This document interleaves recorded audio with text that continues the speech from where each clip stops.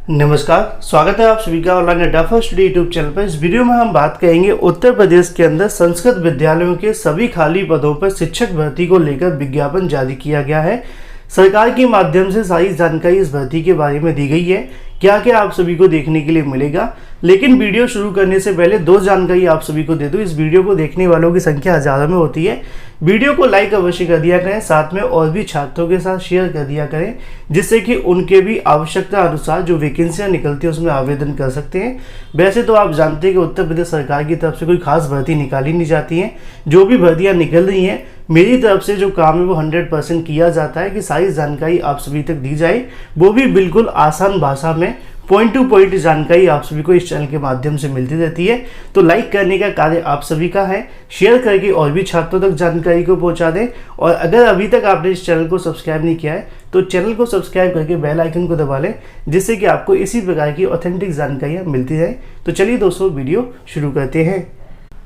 तो संस्कृत विद्यालय में भर्ती के बारे में अगर आपके मन में कोई भी सवाल होगा तो इस वीडियो को शुरू से लेकर अंत तक देखें।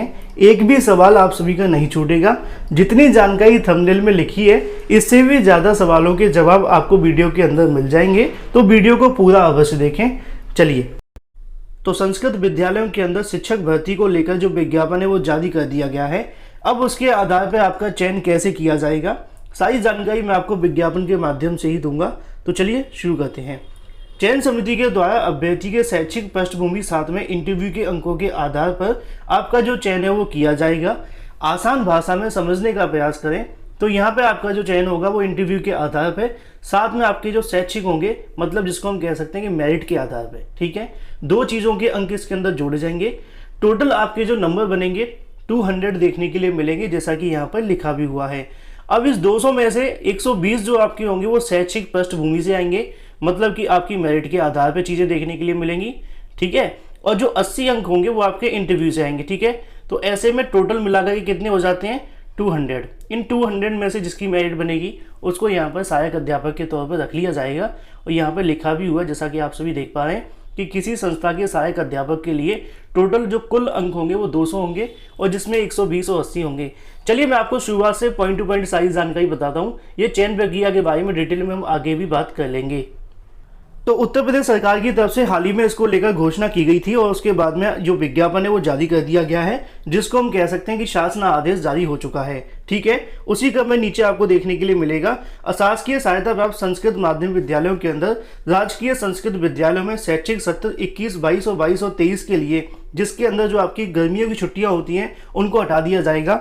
और आमतौर पर हमें ऐसा देखने के लिए मिलता है कि जो संविदा पे रखे जाते हैं उसके अंदर इसको जोड़ा नहीं जाता है। ठीक है, तो इसके अलावा अगर हम देखें तो नियमित चयनित शिक्षक आने तक आपकी जो भी यहाँ पे समय सीमा होगी तब तक आपको देखने के लिए मिलेगा। वैसे फिलहाल आपको 2 साल के लिए रखा जाना है, 2 साल के लिए। लेकिन जब यहाँ पर नियमित शिक्षक चयनित होकर के आते हैं शिक्षक भर्ती के माध्यम से, तब तक होंगे, चाहे वो 1 साल के अंदर आए या फिर 1.5 साल के अंदर, या हो भी सकता है कि 3 साल के अंदर आ जाए, तो आपका जो कॉन्ट्रैक्ट होगा वो आगे बढ़ा दिया जाएगा।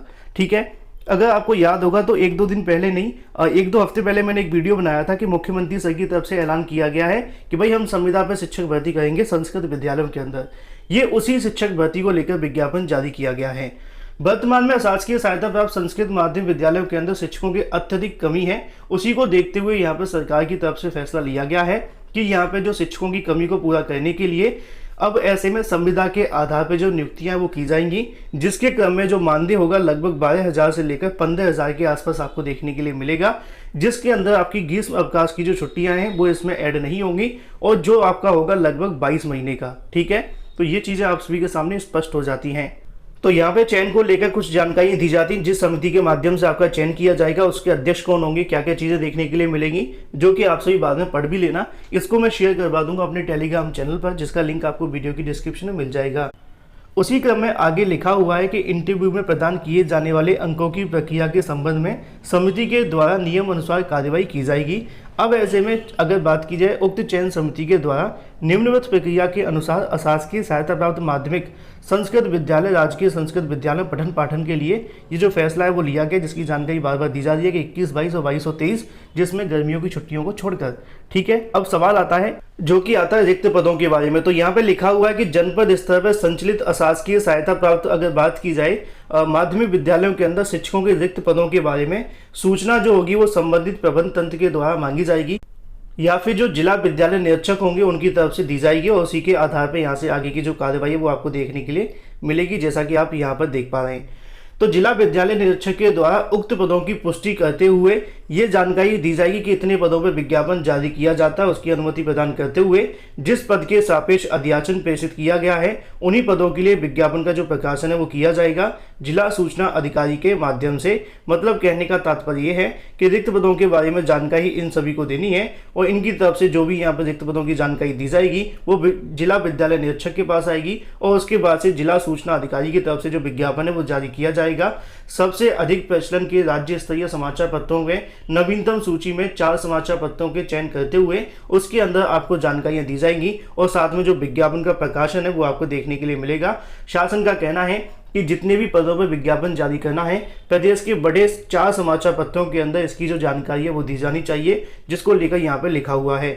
उसी क्रम में नियत मानदेय पर चयन हेतु विषयवार निर्धारित न्यूनतम शैक्षिक अर्हता पर आवेदन प्राप्ति के स्थान का उल्लेख करते हुए अंतिम दिनांक की जानकारी भी दी जानी चाहिए, जैसा कि आप सभी देख पा रहे हैं। कम से कम आपको जो समय मिलेगा वो 21 दिन का देखने के लिए मिलेगा आवेदन करने के लिए, ऐसी भी जानकारी लिखी हुई है। अभ्यर्थी के द्वारा अपना जो आवेदन पत्र होगा वो संबंधित विद्यालय में रजिस्टर्ड डाक के द्वारा प्रेषित किया जाएगा तथा उसकी जो छाया प्रति होगी जिला विद्यालय निरीक्षक को ईमेल आईडी के माध्यम से प्रेषित की जाएगी, जैसा कि आप सभी यहाँ पर देख पा रहे हैं। विज्ञापन प्रकाशन की तिथि के समय अभ्यर्थी की जो आयु होनी चाहिए कम से कम 21 वर्ष होनी चाहिए। तो ऐसे में उत्तर प्रदेश के अंदर कोई भी वैकेंसी निकलती है उसकी जो न्यूनतम आयु होती है वो 21 ही होती है, और ज़्यादातर जो 40 के ऊपर ही देखने के लिए मिलती है। साथ ही अगर बात करें किसी अभ्यर्थी के द्वारा अधिकतम 5 विद्यालय में आवेदन किया जा सकता है, मतलब एक से ज़्यादा के अंदर आप कर सकते हैं, चाहे तो आप 5 विद्यालयों के अंदर भी आवेदन कर सकते हैं। प्राप्त आवेदन पत्रों की स्क्रूटनी जिला विद्यालय निरीक्षक के द्वारा की जाएगी। साथ ही अगर हम बात करें स्क्रूटनी के उपरांत जिला विद्यालय निरीक्षक के द्वारा संबंधित अभ्यर्थियों के आवेदन पत्रों को चयन समिति के सामने रखा जाएगा। इसी के बाद में और भी जानकारी देखने के लिए मिलती है कि चयन समिति की तरफ से अभ्यर्थियों की शैक्षिक पृष्ठभूमि की और साथ में इंटरव्यू के आधार पर आपका जो चयन है वो किया जाएगा। जैसा कि मैंने स्टार्टिंग में बताया कि 120 नंबर आप सभी के यहाँ से बनेंगे मेरिट के आधार पर, और 80 नंबर आपके देखने के लिए मिलेंगे इंटरव्यू के आधार पर। टोटल आपके 200 नंबर होंगे, और 200 नंबर में से जिसके ज़्यादा होंगे उसका ही चयन कर लिया जाएगा।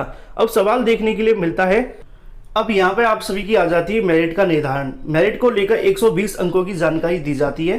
तो ऐसे में आप सभी यहाँ पे समझें, अगर आपने हाई स्कूल किया, इंटरमीडिएट किया, स्नातक किया है तो इसके आधार पर आपको यहाँ से जो अंक हैं वो दिए जाएंगे। जैसे कि प्रथम श्रेणी वालों को यहाँ से 10 अंक दे दिए जाएंगे, इंटरमीडिएट के अंदर प्रथम श्रेणी तो 20 अंक, और साथ में स्नातक के अंदर तो ऐसे में 30 आपको देखने के लिए मिलेंगे। और इसी के साथ अगर हम बात करें द्वितीय श्रेणी वालों के लिए तो यहाँ पे जो अंक मिलेंगे 5, 10 और 15 आपको देखने के लिए मिलते हैं। अगर आप थर्ड श्रेणी के हैं तो ऐसे में आपको 02 और 05 और साथ में, और जो थर्ड के अंदर भी नीचे हैं तो स्नातक के अंदर थर्ड है तो यहाँ पे वो वैलिड नहीं होंगे, मतलब कि इस भर्ती के लिए आवेदन नहीं कर सकते आसान भाषा में। उसके बाद सवाल आता है कि बीएड वाले अभ्यर्थियों की, है ना, तो इसके अंदर आपको थ्योरी के आधार पर और साथ में व्यवहार के आधार पर जो भी अंक होंगे वो आपको यहाँ से 40 देखने के लिए मिलेंगे, जिसकी जानकारी हो जाती है। तो टोटल आपकी जो मेरिट बनेगी 120 नंबर की वो आपको यहाँ से देखने के लिए मिलेगी। लेकिन अगर इससे भी ज़्यादा उच्च योग्यता आप रखते हैं तो इसके अलावा आपको एक्स्ट्रा नंबर भी दिए जाएंगे। तो यहाँ पे जो आपकी मेरिट बनेगी वो श्रेणी के आधार पर बनेगी, डिवीजन के आधार पर, फर्स्ट, सेकंड और थर्ड के आधार पर। ठीक है, जो भी आपकी चीज़ें होंगी उसके अनुसार आपको यहाँ से ले लिया जाएगा, जैसा कि यहाँ पर भी लिखा हुआ है। अब सवाल नीचे देखने के लिए मिल जाता है आप सभी के लिए, अगर आप उच्च योग्यता रखते हैं, जैसा कि आप सभी यहाँ पे देख पा रहे हैं, तो अगर आपने स्नातक हैं तो ऐसे में आपको प्रथम में 10 और साथ में द्वितीय में 5 देखने के लिए मिलेगा।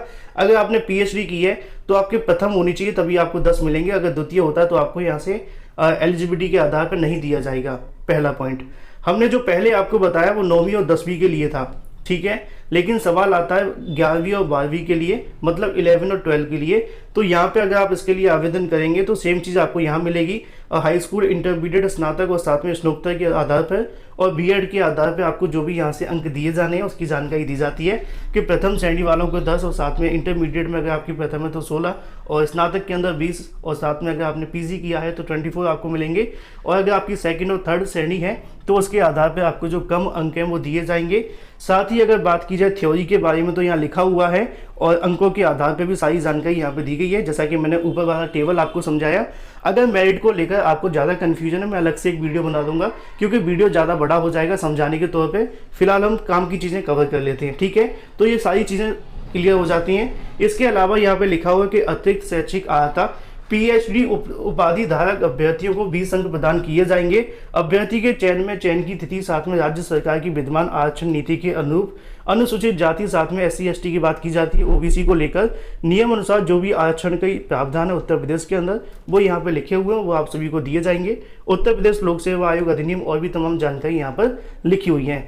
चलिए बात करते हैं आगे। अगर बात करें विज्ञापन में आप सभी के लिए सामान्य सातवें पिछड़ा वर्ग के अभ्यर्थी को 250 रुपये देने पड़ेंगे। साथ में आर्थिक रूप से अगर बात करें कमजोर वर्ग के अभ्यर्थियों के लिए और साथ में SC अभ्यर्थियों को 150 रुपये देने होंगे। साथ में ST अभ्यर्थी की बात की जाए 100 रुपये का बैंक ड्राफ्ट अथवा रेखांकित पोस्टर ऑर्डर आप सभी को यहाँ देना होगा। तो इसको एक प्रकार से आप कह सकते हैं कि आपकी जो फीस लगनी है वो कुछ इस प्रकार आपको देखने के लिए मिलेगी, 250, 150 साथ में 100 रुपये।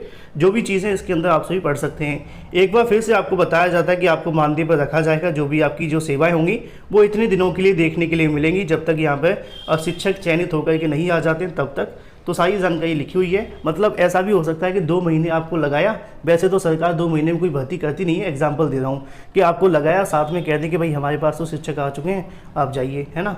और साथ में नीचे लिखा हुआ है कि मानदेय पर नियुक्ति शिक्षकों के बस अगर बात करें अधिकतम 10 दिन का आकस्मिक अवकाश आप सभी को मिल सकता है। मतलब कि ज़्यादा से ज़्यादा आपको 10 दिन का जो छुट्टियां वो देखने के लिए मिलेंगी, जिसकी काम आप सभी को बाद में पड़ेगा, फिलहाल नहीं पड़ने वाला है।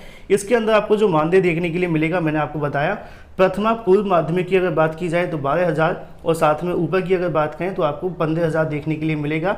मतलब कि 9वीं से 10वीं के 12,000 और साथ में जो 11वीं 12वीं का होगा उसमें 15,000 आप सभी को मानदेय दिया जाएगा। मानदेय पर नियुक्ति शिक्षकों के मानदेय का भुगतान सीधे उनके बैंक के खाते में भेजा जाएगा। मानदेय पर नियुक्ति हेतु चयन समिति संपूर्णानंद संस्कृत विश्वविद्यालय वाराणसी द्वारा नामित विशेषज्ञों के द्वारा परंपरागत विषय के अभ्यर्थी को इंटरव्यू तथा संस्कृत भाषा में ही लिया जाएगा। मतलब अगर आपका इंटरव्यू होगा तो सिर्फ और सिर्फ संस्कृत भाषा में होगा। एक बात आपको और बता दूं, ये संस्कृत विद्यालयों के खाली पदों की बात की जा रही है। जितने भी पद खाली हैं तो संस्कृत विद्यालयों के अंदर संस्कृत शिक्षकों की भर्ती हो रही है और किसी विषय की नहीं है। तो जानकारी आप सभी को मैंने पहले भी दी थी जब इसका जानकारी देखने के लिए मिली थी समाचार पत्रों के अंदर, उसी को लेकर नीचे बहुत सारी जानकारियाँ दी गई हैं। फिलहाल ये आप सभी के सामने शासन आदेश जारी किया गया है, नोटिफिकेशन नहीं आया है। जब विज्ञापन जारी होगा तो बहुत सारी जानकारियाँ और देखने के लिए मिलेंगी। फिलहाल इसके अंदर जो न्यूनतम आयु वह 21 वर्ष रखी गई है। ज़्यादा जितनी भी हो आप सभी आवेदन कर सकते हैं। एक बात और, ये भर्ती संविदा पर है, परमानेंट नहीं है। तो जो भी चीज़ें आप सभी अपने अनुसार आवेदन करें। बाकी इसकी जैसे ही आवेदन शुरू होते हैं सारी जानकारी आप सभी को इस चैनल के माध्यम से मिलती रहेगी। वीडियो को लाइक कर दें, साथ ही शेयर कर दें और चैनल को सब्सक्राइब करना बिल्कुल ना भूलें, जिससे कि आपको इसी प्रकार की ऑथेंटिक जानकारियाँ मिलती रहे।